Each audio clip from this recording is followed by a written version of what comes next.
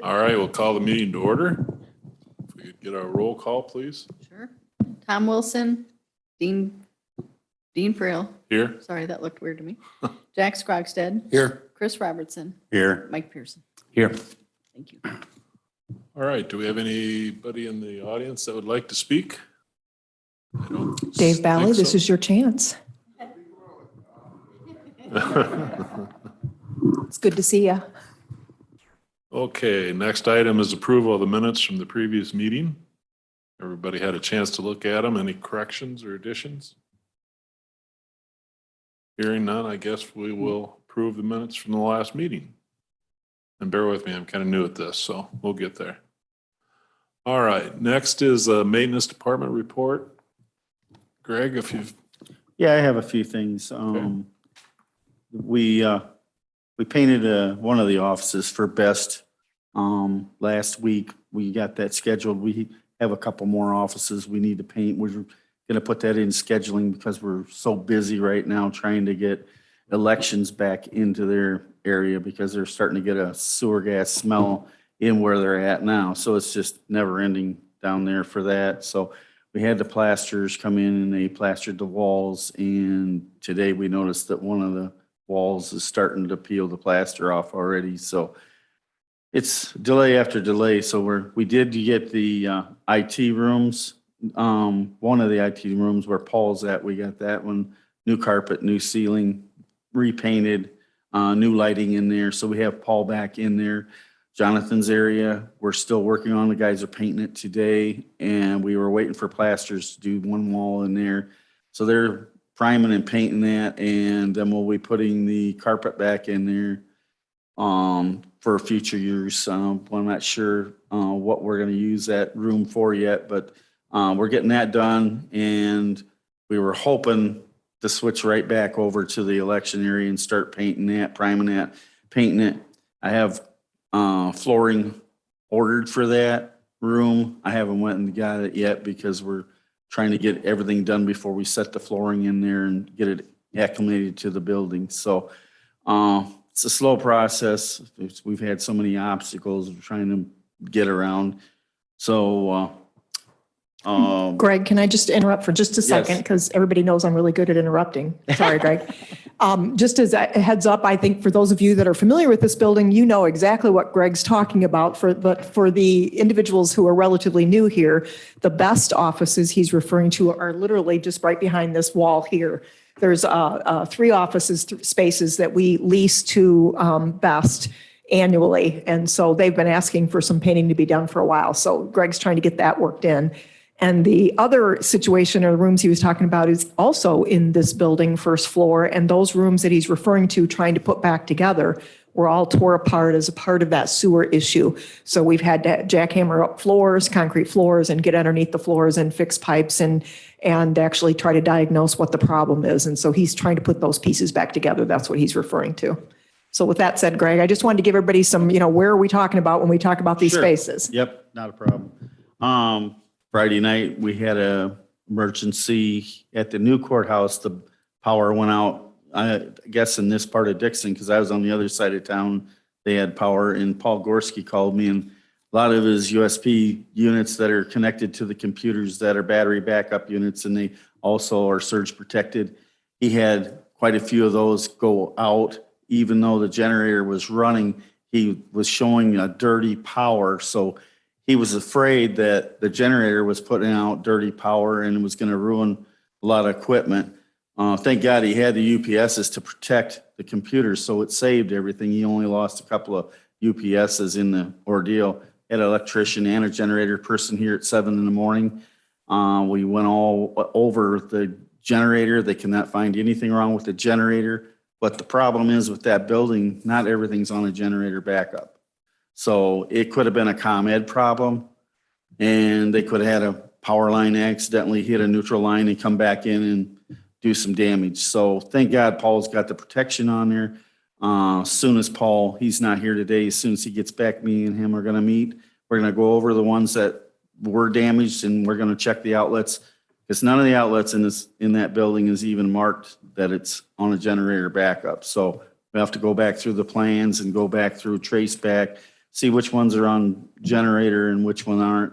And we'll have to start going back through and get everything labeled so we know which is which till we get, I'd like to get a generator over there to cover everything. That way EMA, I don't have to worry about them.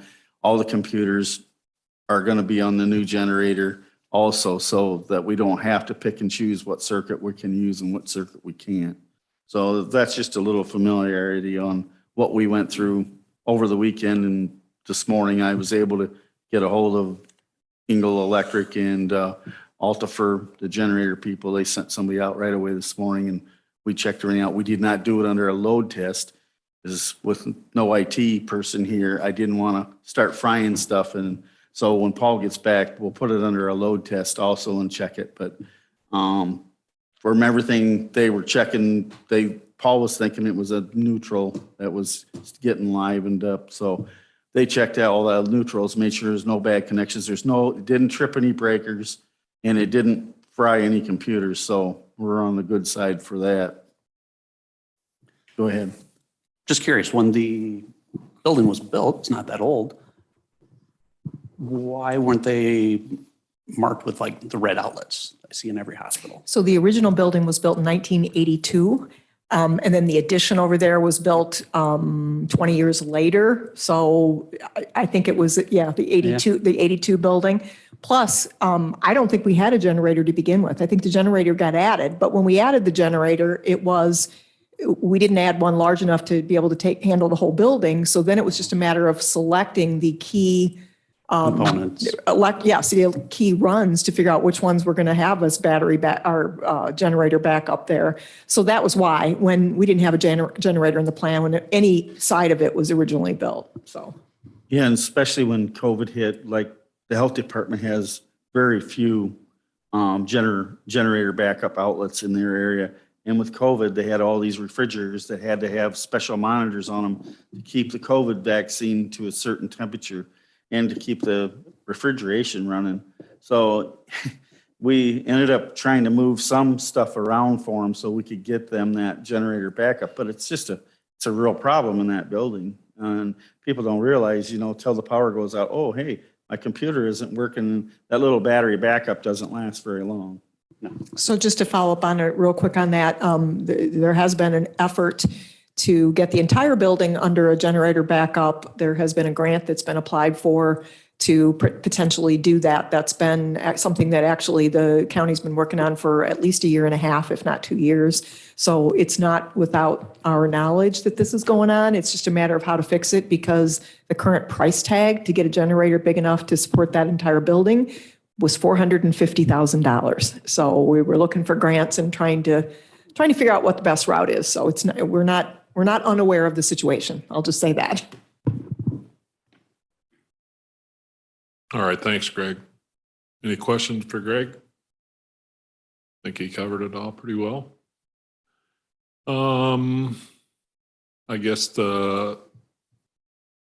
election office remodel, do we?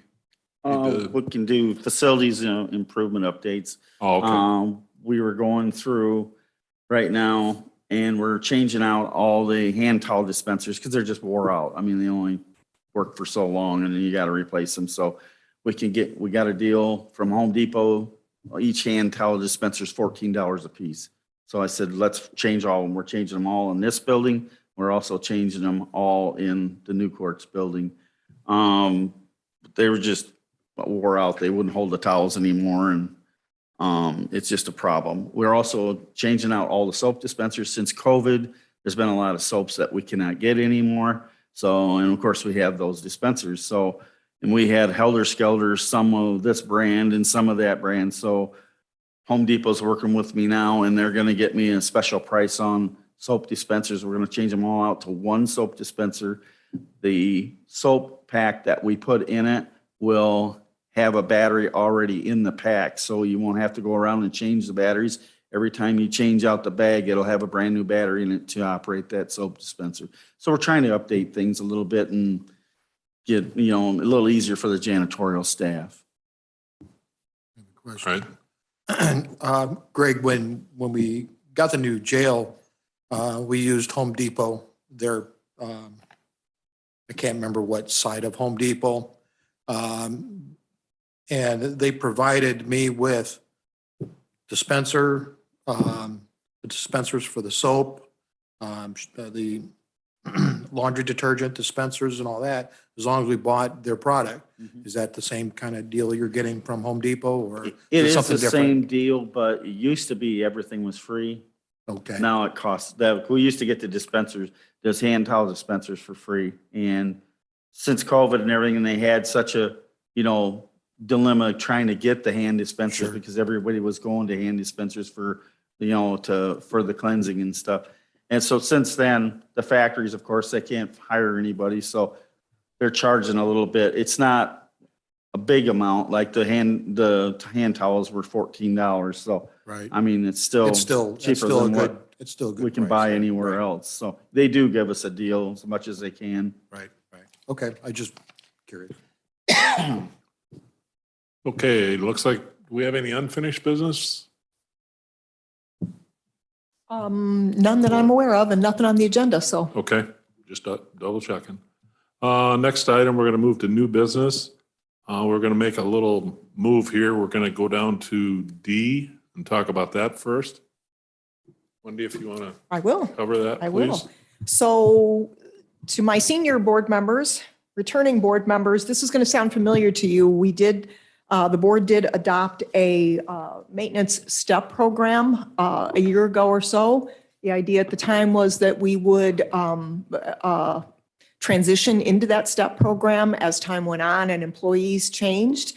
So I'm going to refer you to, if you go to that section on your agenda, there is a board action request form, and page 2 of the board action request form is a hierarchy chart that I'm going to reference. This is the chart that we presented to the board, again, about a year ago. So you can see from the design, the long-range plan for the maintenance department was to have a facilities director.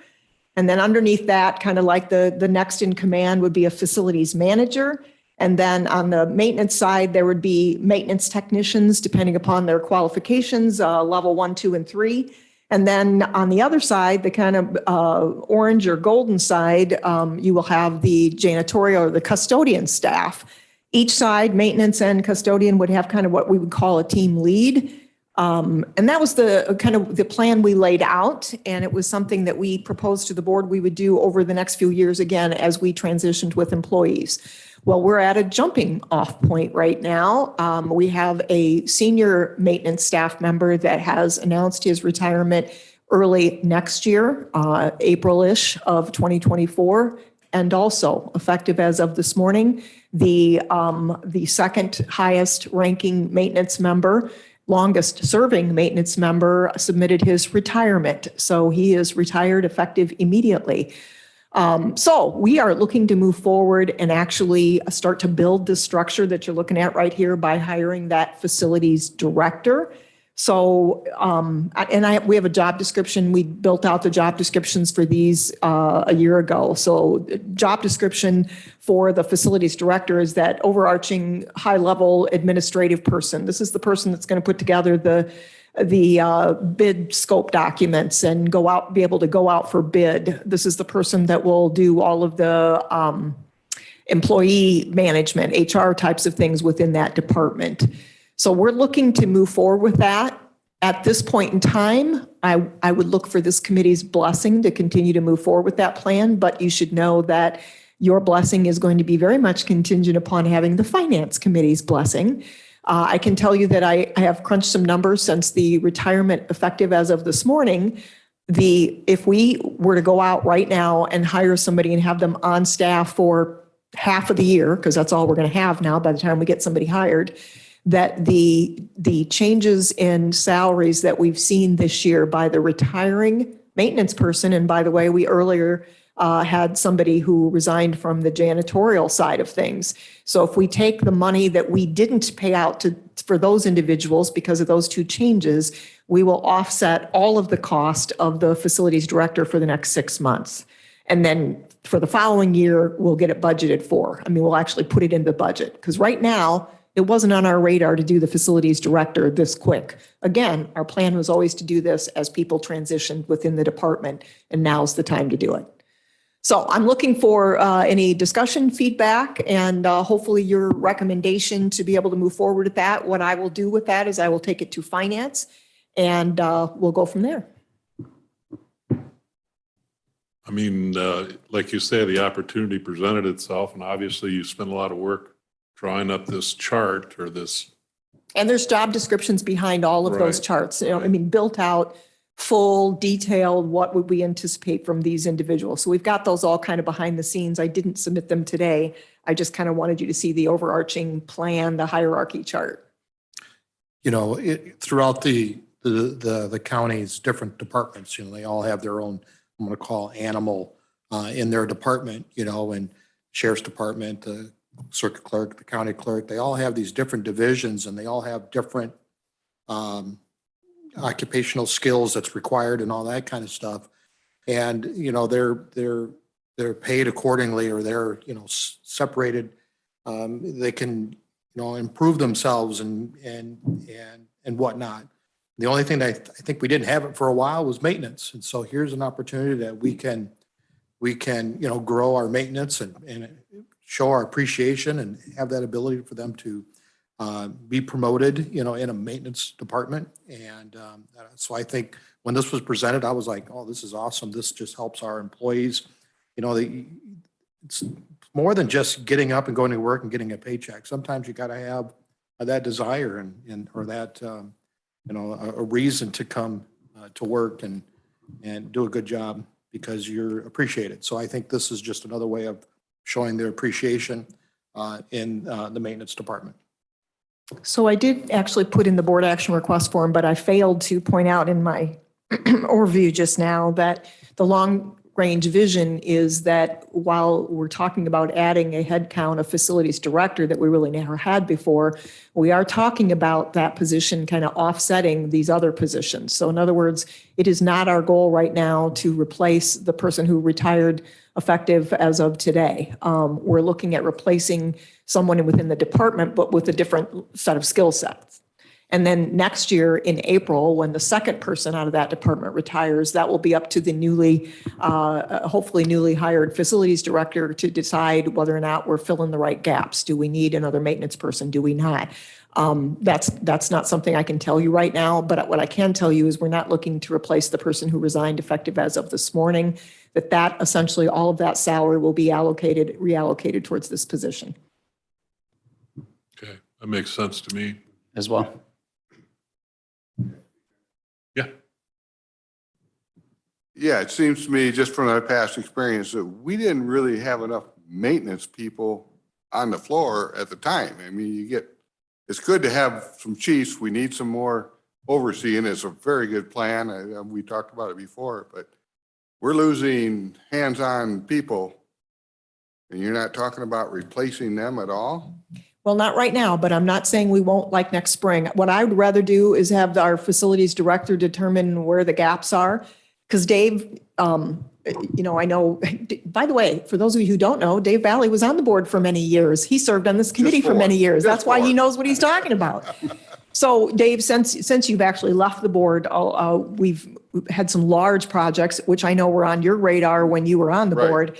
Some large projects that we're talking about contracting out. So one of those projects is the HVAC system in the courts building. That's going to be a big project coming up. So for the actual construction of the project, obviously we're going to be, sending that out and having contractors work on it. What we need in-house, and I think what you're getting to, is we need those individuals to be able to be on site and kind of monitor it after the new construction. Since you've left, we've also signed preventative maintenance agreements, which were something that was talked about for a long time. So now we've got contractors coming in quarterly or semi-annually, depending upon the contract, to actually maintain these HVAC mechanical systems too. So while I agree with you, we still need those boots on the ground. We're kind of shifting gears a little bit with some of the contractual work that we've got going on with those preventative maintenance contracts too. So that's why I don't want to make the judgment call on whether we need to replace that person. I would rather have a facilities director come in and give a recommendation on how to best fill that gap. Because the argument, do we need more janitorial or custodian support staff too? I'm not in it day in and day out enough to make that recommendation. So what I'd like to do is get our facilities director in place, get them, their feet settled in, and then be able to come back to you and make a recommendation that makes sense.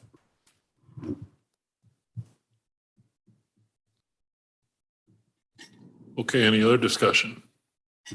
I think I can safely say that we're all in agreement to move this on to finance. All right, do you want to go ahead and get a motion in a second? Sure. And the motion again is to move it to finance at this point in time, because we're going to get stopped there if they disagree with us, so. Right, okay. I'll make a motion to send this board action request for the facilities director to finance. Second. Okay, all those in favor? Aye. Aye. All those opposed? Ayes have it. Okay. Now, we have 3 items. We're just going to kind of talk about them in general right now. A, B, and C for setting out for bids for 3 pretty good sized projects in the old courthouse. Correct me if I'm wrong, Greg. I mean, there's nothing here that needs to be done immediately. Every day it seems like we have a VAV unit go down, Okay, and we've got like 4 of them right now that we're messing with. Whenever somebody's room gets too hot, we have to manually go up and turn the damper. So the parts are not available for these old VAV units Right. anymore. So, and I'm not saying that we're against the project. Right, I'm just saying that none of these projects have been actually budgeted for or even in the long-range plan, so. So I think we're kind of, Ideas. we're kind of in the same boat we were with the facility director, Greg, and I apologize. Dean and I had a conversation here just a few minutes ago about this topic. When Dean knew he was going to be leading this meeting, we had this topic. And so one of the conversations that we had even was, in the absence of Tom being here, is this something we even need to act upon this month, or should we just talk about it, put it on everybody's radar, and then look for finances direction on are they prepared to spend this money? So I still think we continue to move forward with looking for finances direction. Because as you all know, the 5-year plan finance just recently presented to everybody, and you all talked about and approved, didn't include these items. So we're already starting to mess with the plan we laid out. So we need a little bit more direction. And so at the very least, Greg, what we were talking about doing is maybe holding off a month. Do you think that's doable? yeah, a month is doable. Okay. I'm not You know, saying- when my guys have to pull off the jobs they're doing just to manually adjust something that should be operated by a thermostat, it's just like, okay, we're going backwards here. So, I mean, these units are so old that we tried to get it included in when we did the rooftop units, and we wasn't able to get the job done at the time because the contractor said, oh, I think I can get parts for that. Well, come to find out he can't get parts for it. So this might be a good time to actually go through each of those items, because Greg, you've already kind of launched into what they are and what's going on. But if you want to kind of maybe just share with the committee each of the different proposals and what it's intended to do. Well, while he's looking, I just wanted to make a little comment. Even though that you want to wait a month or so, if we was to, let's just say if we were to get bids and we had these bids, we had them, within a month or so, we don't have to act on those bids, do we? If we go on? We don't. Technically, your financial policy requires that the parent committee, in this case, that's you, because you're the parent committee over the maintenance department. The parent committee needs to give authorization to go out to bid. So even to prepare the bid specs, we need your approval. So, and then, yes, that's right. We authorize a bid spec document be prepared and posted. We bring the bids back in, and then even then, we're under no obligation to actually move forward. I mean, And if you guys are more comfortable passing this on to finance and letting them. well, deal with it, I we was just thinking that if we would approve the bids. Going out to bid. To go out, then by That next part month, is we'll done. have numbers to give to finance, you know what I mean? And then. Absolutely, and that's No. one way to kind of save time. I will just caution you this. I have been doing the bids in the absence of somebody else, and I don't want to expend the energy if I don't have confirmation from finance that they're willing to consider the bids. I see. So that's really kind of where my hangup is I want to be careful. And now, mind you, if this committee wants to say, we authorize you to go out for bids. If I get to finance and I find out finance is going to say no, then I won't do anything. So Right. you could still get your step out of the way, but I don't want to just go out to go out for bid because it's a lot of work. Okay. I was just, Yeah, I'm fine with that too, Jack. We're here for ideas, so Right. as far as I'm concerned. I'm just Simple. thinking, Keep you know, it simple. yeah. Okay, well, let's just go to A and we'll vote on that if that's okay. If that sounds copacetic. Yeah, do you want to have Greg, Yeah, if you want to go over. just Greg, do you want a to minute, Greg. share with them what A consists of? That's the VAVs. Yes, the VAVs are the whole complete box. There's a box mounted to the ductwork for each room that has a thermostat. That has a damper motor in it that modulates, and it will modulate the airflow. And also, there's a solenoid valve that modulates the heat from the boiler that goes through a hot water coil. So this package has got air and hot water heat in it. How these VAVs work, if the thermostat says, okay, it's too warm in here, now we need to cool it down, then it shuts down the damper for the hot water going through the coil. It opens up the air damper, lets the cool air from the air conditioning or outside air, depending on what season you're at, to bring in and cool that. So it modulates constantly. It's constantly working up and down, depending on person load, lighting load, everything that's in that room.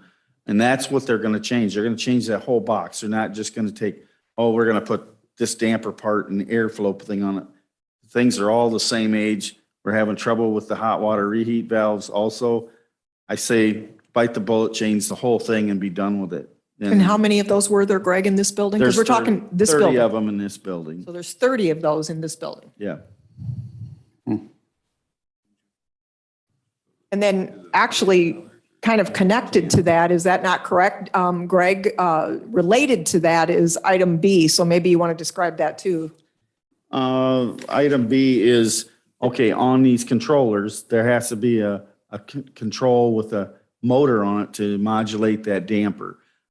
The boxes don't come with that control, so we have to have a control company come in, put the control motor onto that damper to modulate that and the solenoid valve. So that's all control work that has to be done in addition to the boxes to make everything work. So everything goes back to the thermostats and our computers so that we can control the area, remotely.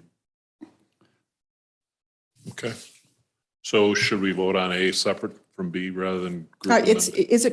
Greg, would you recommend one without the other, or would you recommend them as kind of a package? The reason they're separated is because they were just, we did reach out and try to get an idea of what the prices might be. And we got two different prices because we're talking two different contractors, right? Right, yeah, you can't have one without the other because you can't use the old controls because they're obsolete. So you have to have the new controls additional along. The reason we place with the VAVs, the reason we priced it out that way is because it's a complete system. Each box is complete and operational and ready to go.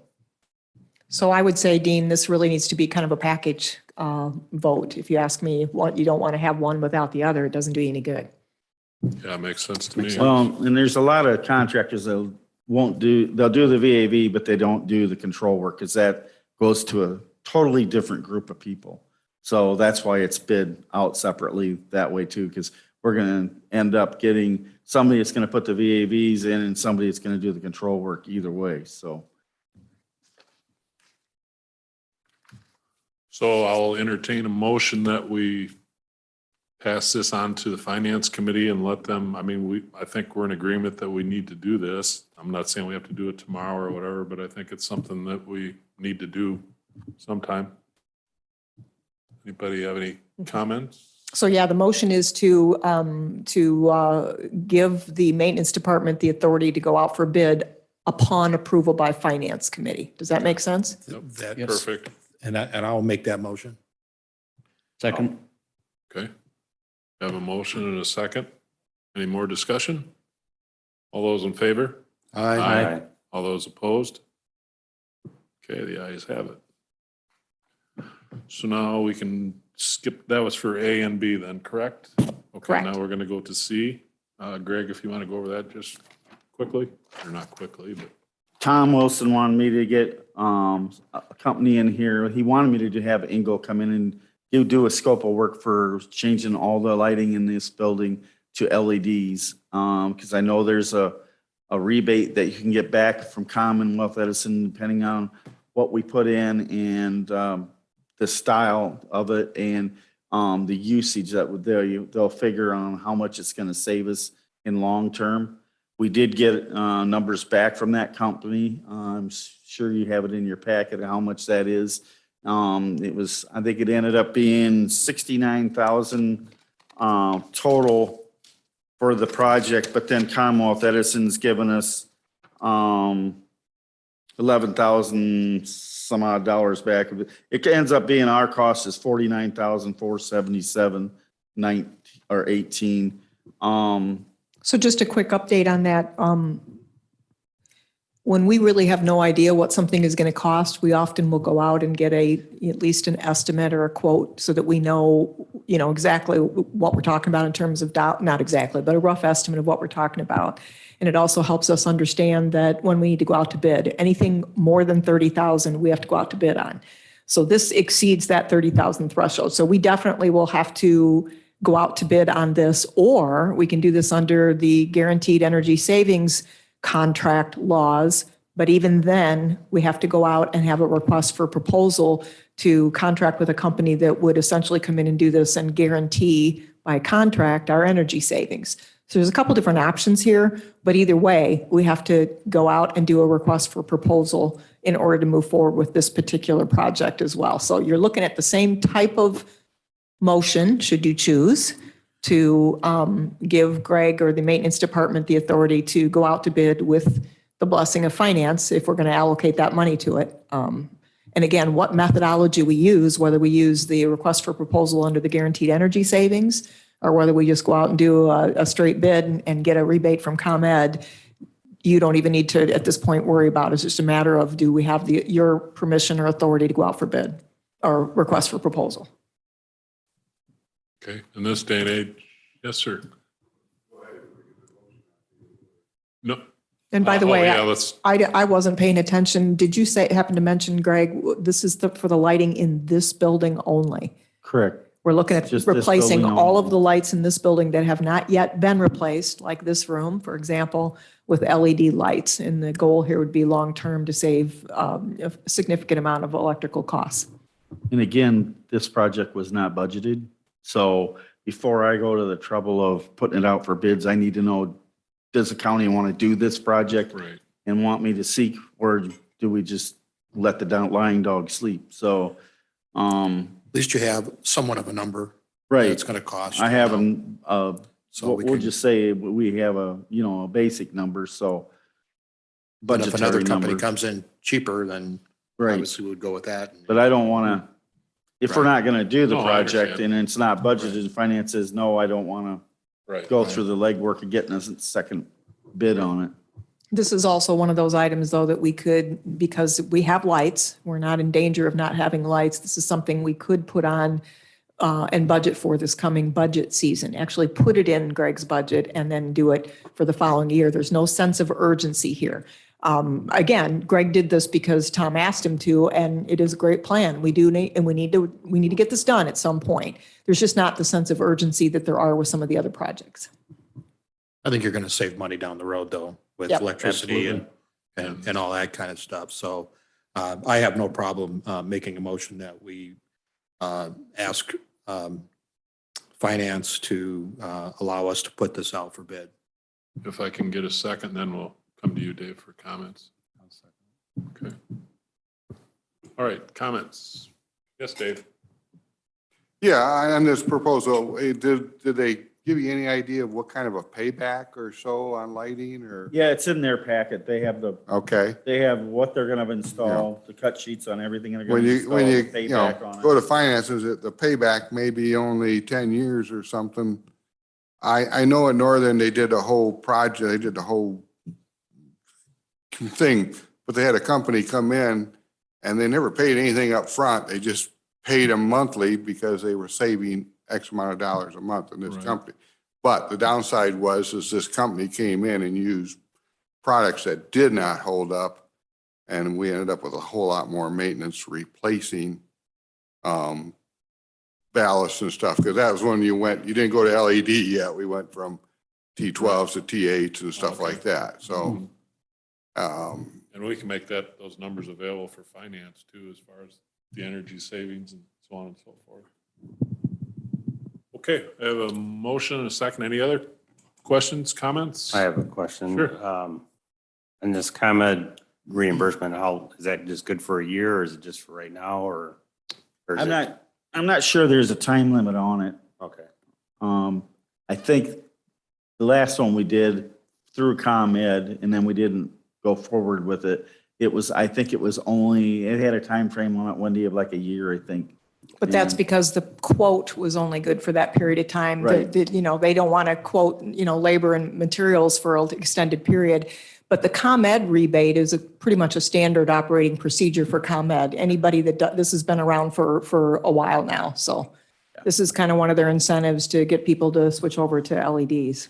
And it's kind of with grants too and stuff, they offer grants and stuff too with the, Yeah, they do. Actually, we got 10,000 back on the HVAC for this building here in reimbursement. So yeah, that's just one of the many incentives Commonwealth Edison offers to try and get people to do things that are more energy efficient. Okay, we have a motion and a second. All those in favor? Aye. Aye. All those opposed? The ayes have it. So now I believe we're going to go down to E, employee handbook revisions. Wendy's got a few items to talk to us about, just so we're ahead of game when it comes to meeting time. You got that candy I gave you earlier, so. She brought her water with her this time. As a matter of fact, I needed that. I had a coughing fit this morning. Okay, so again, my apologies to those of you who have already heard this little spiel, but it's important, I think, to go through this at every committee meeting for those of you who haven't yet heard it. So handbook changes. This is the employee handbook change, just to give everybody a heads up. This is primarily impacting the non-bargaining contract employees, so the non-union employees. The union contract employees have their own union contracts that spell out much of this. However, their contracts also, in the absence of something being defined or addressed in their contracts, they will reference it back to the employee handbook. So some things are going to be applicable to even the bargaining contract employees. Generally speaking, though, we're talking non-union. All right, so a couple things came up this year. The state of Illinois made some changes to took legislative action and made some changes, and that's kind of what started me down the path of this. I'm just going to go through these one at a time and just kind of give you a quick overview of what happened that caused the change and what I'm recommending. These changes are up for board approval, so if you disagree with my recommendation, that's okay. Just let me know. I'm looking for feedback. All right, item 1, section 4-6, sick leave to care for family members. Illinois did pass a law that expanded sick leave and required employers that offer sick leave to allow that sick leave to be used for a family member that's sick. Quite honestly, I think that's a practice that's been happening at Lee County for a while, so this is really not going to impact the day-to-day, but it does add clarity by specifying in the handbook if someone needs to be off because their child is sick and they need to be home with them, they're allowed to do that. Item 2, section 5-8, item 3, section 5-7, the Illinois Family Bereavement Act. Illinois passed a law that essentially laid out rights of employees to take a bereavement leave unpaid for up to 10 days. And they defined what was eligible family members. So they, father, spouse, et cetera. So I mirrored because we already had a bereavement leave in the employee handbook for many, many years. Employees have had 3 days of paid leave to take off for a family member's death. And the family member, again, was defined in the handbook. So I went to the handbook and I mirrored the state family member definition with our handbook, which meant just adding a couple of categories. I don't remember exactly what they were, but everything, by the way, every change I made is in that handbook that you've got in your packet. And I used track changes, so everything's going to show up in blue. whatever new language I added, or even if I cross something out, it'll show up and show the strikeout as well as the added language. Because we already offer 3 days and the state is saying we have to allow our employees up to 10 days, state statute also allowed for an employee to substitute any form of leave already offered by the employer for the 10 days. So an employee here in Lee County could have up to 3 days paid leave, as we've always offered, and then an additional 7 days of unpaid leave should they choose to, if a family member that's defined in the handbook passes away. Other recommendations, once I completed that task, I went through the entire handbook and looked for items that I thought also needed to be revised. So these other items are really more on my own initiative. So I'll go through those one at a time as well. First one, item 4, section 2-8, definition of full-time employee. So I've been around for 36 years, and from the minute I got here, my hours were 8 o'clock to 4:30 with an hour for lunch. So for 36 years, technically, I've worked for 37 and a half hours. That's standard practice for the non-union personnel. However, our handbook has always referenced a 40-hour work week. So we have a situation where we're saying one thing, but we're doing another. And to me, that is something I need to draw your attention to. So I talked with Stephanie prior to the first meetings this morning, and her concern or her comments were centered around if we differ from the 40-hour work week, which is kind of a national and state standard that's adopted, if we differ from that, is there going to be any language that causes concern if we say our work week, a full-time is 37 and a half, but overtime, as an example, starts by state law at 40 hours a week.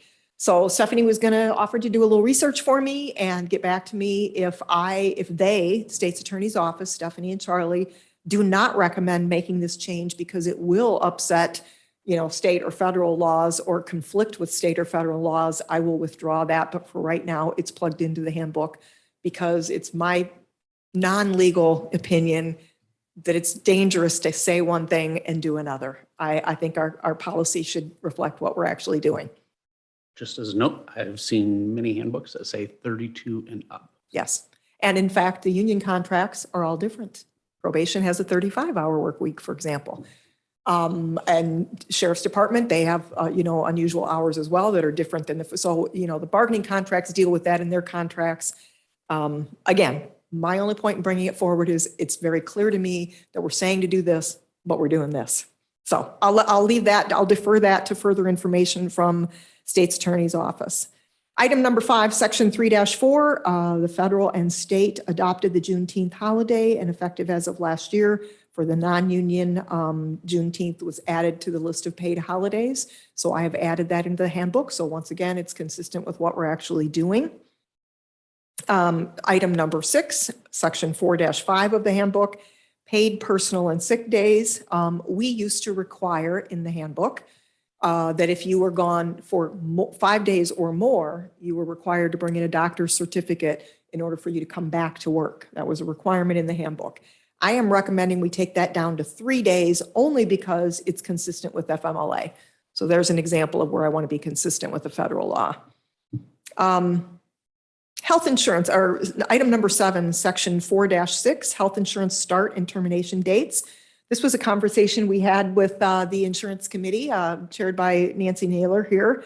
But I brought this to the insurance committee's attention and now to your attention that right now our rules say that if an employee starts on March 3rd, they have to be working for the county 30 days before they're eligible for the insurance, and then they get to be on the insurance the following first of the month. So somebody that starts March 3rd is eligible for the insurance as of April 3rd, but they don't get to go on the insurance until May 1st. So potentially an employee could go almost 2 months without having insurance. Many years ago, I think that practice was put in place simply because it took a long time years ago before email and websites and et cetera. It took that long to do snail mail and get people signed up and back. And of course, many, many years ago, you used to be able to have pre-existing conditions, eliminated. Well, that's not an option anymore either.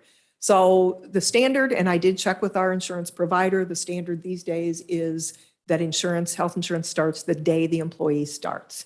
And that's what I'm recommending is that, and by the way, now internally, we have a staff member that from the minute somebody is hired, they go to the, if they want the health insurance, they go to this particular department, and the staff member logs right into the health insurance provider's portal and adds this person. So it can happen in a matter of 10 minutes.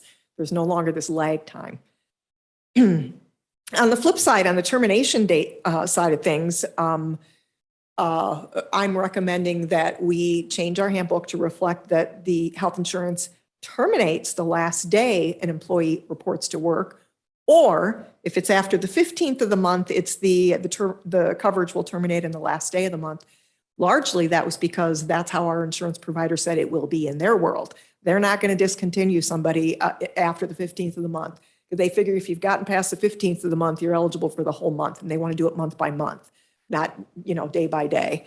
So I am recommending that we follow essentially what they lay out as far as termination. Item number 8, section 6-5 of the handbook. Our handbook used to prohibit any employee from using their personal cell phone for any county business. And I happen to know, once again, this is a situation where we are doing something in practice that, different from what this handbook says, because we have a lot of employees that do use their cell phones a lot in their course of their day-to-day. So I'm recommending we change the handbook to allow for that use, of course, upon the department head approval, with the department head's approval and request. Item number 9, section 6-7, business and travel expenses. So our prior handbook stated that if someone went on a business trip for the business of the county, they would qualify for up to $40 a day in reimbursement for meals. It did not specify how much for lunch, how much for breakfast, how much for supper. But what it did do is say, if you leave the house after 7 p.m. or a.m. and you get back home before 7 p.m., you don't qualify to get reimbursed. So the natural question then is, well, do they get to spend $40 on lunch if that's the only meal they get reimbursed for? So it was not clear what our intentions were. So I am recommending that we get rid of the entire day limit and we break it down to breakfast, lunch, and dinner limits. So there's limits in there. How much you can spend for breakfast, lunch, and dinner. Excuse me, guys. Just for clarification purposes, no one gets reimbursed if they don't bring back a receipt, and they get reimbursed for exactly what the receipt is. This is not a per diem where you get a flat amount whether you spend the money or not. This is if you expend the money, you will get reimbursed up to these thresholds. Excuse me. Item 10, section 7-2. This was another one that related to the cameras and recording devices, and it prohibited an employee from using that, which normally you would think would be a good plan, except that many of our employees do use. They will be out and about. In the maintenance world, for example, they could take a snapshot of something and send it to Greg and say, hey, Greg, this is what's going on here. What would you want me to do? So day in and day out, people are using their cell phones for those types of recording, whether it be a photo take or perhaps a short video. And so I'm modifying the handbook to allow that if it's approved by the department head, and only if it's approved by the department head. Last but not least, item number 11, section 8-1, under the discipline and discharge section of the handbook, we originally had language that said an employee was subject to discipline and discharge if they were impaired due to taking unlawful substances. And I want to add the word lawful to that because marijuana is now lawful. But we want the department head to be able to discipline and or discharge if necessary if someone is simply impaired. I don't care if it's lawful or unlawful substances. They can't come in and be impaired and work. It's unsafe, obviously, among other things. Yep. So I am recommending that. I've also asked for Stephanie to kind of take a look at that language and make sure that from a legal perspective meets the intention, which is to broaden that a little bit to if you're impaired by any type of substance, lawful or unlawful, that you are subject to discipline or discharge. All right, that's all I have. Does anybody have any questions on that? Any comments, any thoughts? I am looking to have this approved by the county board this month, if possible, unless we have a bunch of, requests for changes or other items. I'm looking to have this, so you may see this on your full board agenda. Thank you for all that. I mean, it all makes perfect sense. I mean, we're just coordinating with the state laws and just cleaning up some language, basically, from what I'm seeing and hearing, so. Okay. A lot of good changes. All right, awesome. That's all I have, Dean, under that umbrella. Okay, I don't think I have anything else for the good of the cause about agenda items, but if anybody has any questions, take them. thank you. All right, I don't think we have a need for executive session today. Correct? So I guess I will entertain a motion to adjourn. I'll make that.